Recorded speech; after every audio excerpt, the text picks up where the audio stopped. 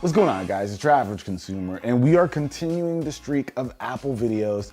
Today, we're gonna be unboxing and checking out the Apple TV 4K, the newest model with their brand new remote. We've got it inside of here, so let's just pop this thing open. Let's see, here it is. Oh, it comes with an HDMI cable. We need that. I'll take all the HDMI cables.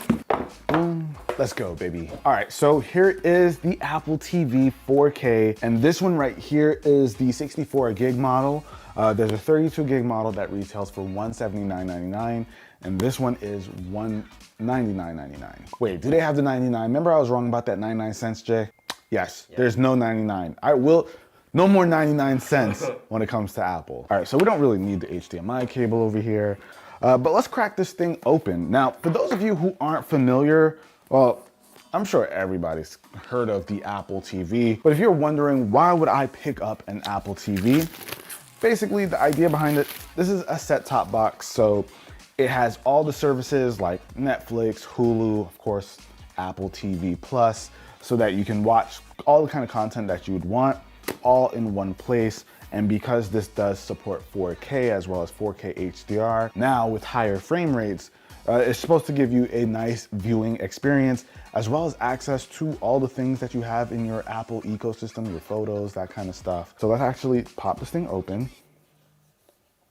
Ooh, the design is pretty much the same, you guys. It's still that really small box. Let's see, in terms of ports, we are looking at, you got your power port here, HDMI slot, which is HDMI 2.1, and you also have your Ethernet port. And whew, this is the bad boy right here. This is what's really new, the remote.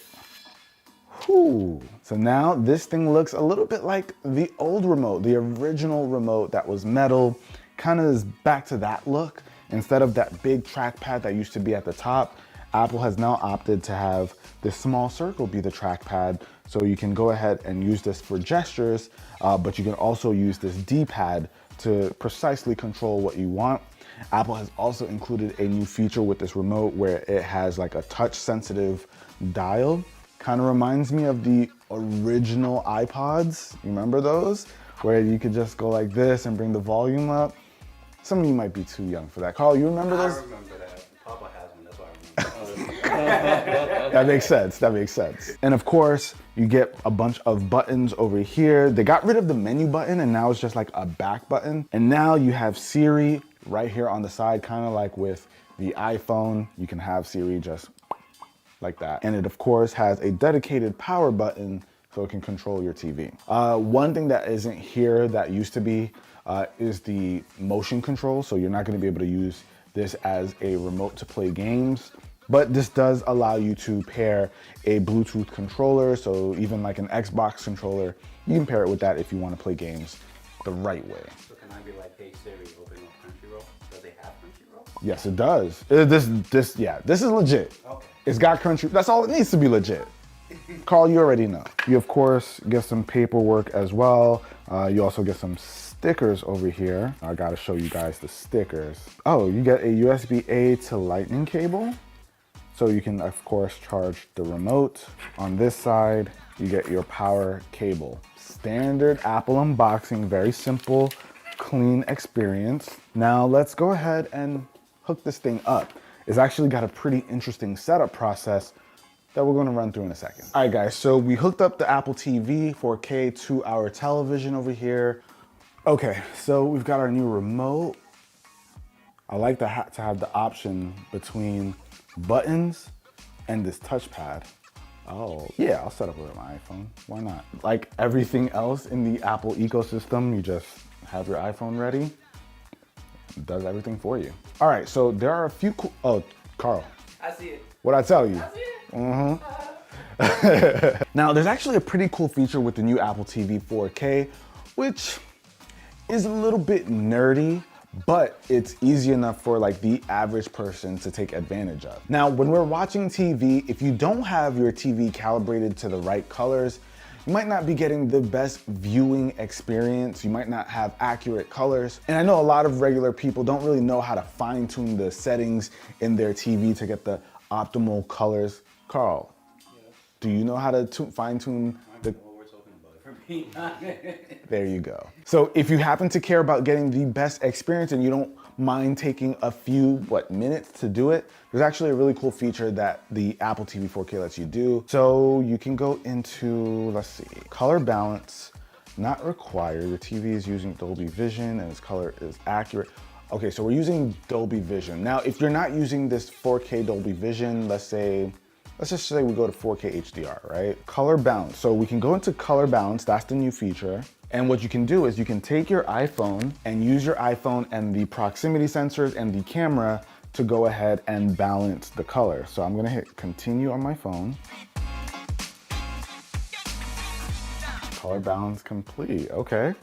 And I guess let's view the results. Oh, nice, they can show us side by side. So this is the original and this is balanced. So we got some like more saturated colors here, which makes sense. Like a beach, the sand isn't this white usually at a beach. It's more like this. Now that's interesting because this is the LG GX77.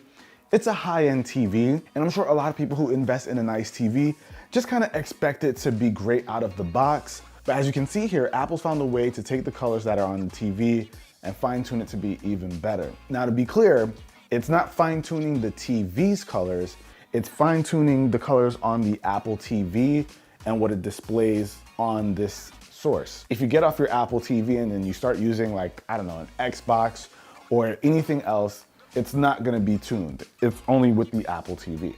I feel like we need to watch something now. I think it's only right that we throw on something with Apple TV Plus. I like did they come out with a new season of C yet? Where's C? You know what, Jay, you're right. Let's ask Siri. Play C on Apple TV Plus. Oh, just jump right into it, okay. Let's make sure we go to the first episode here. All right, so we got C on right now. Fellas, we're gonna judge what we're looking at, okay?